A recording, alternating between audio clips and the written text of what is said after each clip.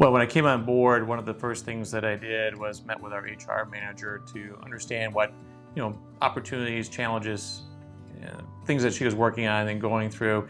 And she did mention it was a challenge with the existing payroll provider. What we learned when we went through the discovery process with Paychex is all the additional services that were available.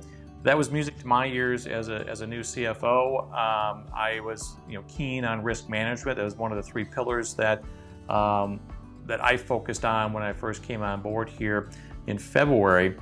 And being able to know that an HR specialist, we can tap into that person and have them work with us on employee manuals and updates, and have an alert come out to us automatically if there is a change in a state regulation that would affect the manual. That was great.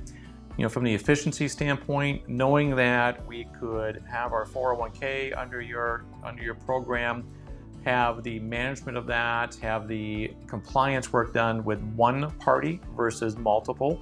Obviously, it makes my life a lot easier, and there's some, economic benefit as well as an overall efficiency benefit for that.